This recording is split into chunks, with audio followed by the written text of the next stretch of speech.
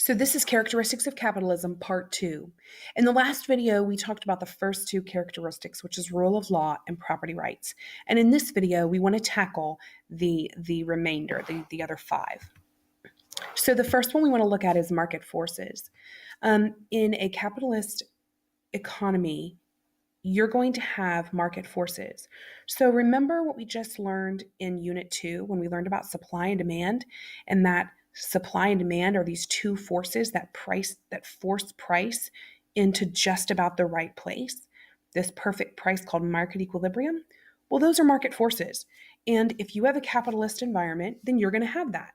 Buyers and sellers freely and willingly engage in market transaction. Market forces push the price to the right price. And if a transaction occurs, then you know the price was fair. Why? Because the transaction occurred and we assume self-interest. Those are market forces. Now, if you don't have market forces, okay, what does it look like without it? Well, the government makes choices about trade. So the government says, all of you are going to buy this. Does that happen? Do governments around the world tell people you must buy this? Yeah, absolutely.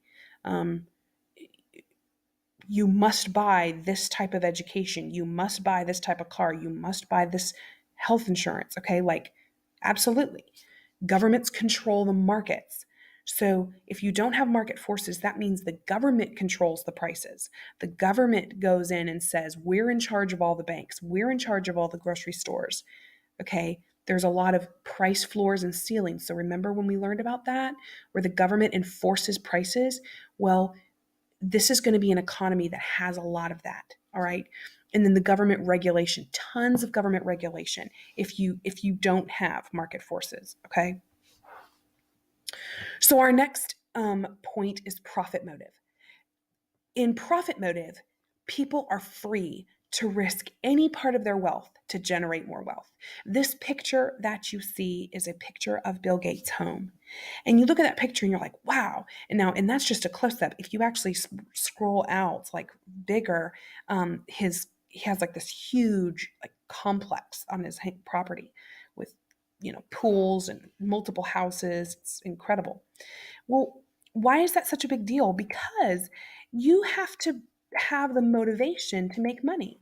Um, if I You can't really see the words down here at the bottom of the screen, but this is Steve Jobs in his first garage, in the garage where he started Apple. And what do you see here? You see that he went from this humble garage to a multimillionaire. Walt Disney, he started in a barn or a little garage. And look what he did. Incredible. The guy is incredibly wealthy. um, Bill Gates and Paul Allen, the same, went, this is Bill Gates right here. Started off very lowly and made tons of money. I love this picture. I got this off their website. Look at that. That is Bill Gates. And this is the early team. This is the first Microsoft team when he created that company. Just incredible. And of course, they're all, multimillionaires now. So, why is it so important to have wealth? Why is it so important that you can make a lot of money? Well, because if there's no profit motive, then nobody has a reason to work hard. It's like, I can work, but I'm going to stay poor because there's no chance to make any money.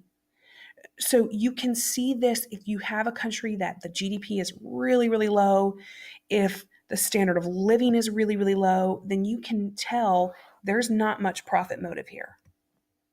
Another important characteristics is competition.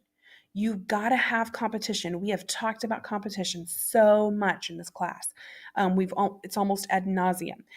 The Undercover Economist, all of those 4 chapters that we read at the beginning talked about competition. It's so important.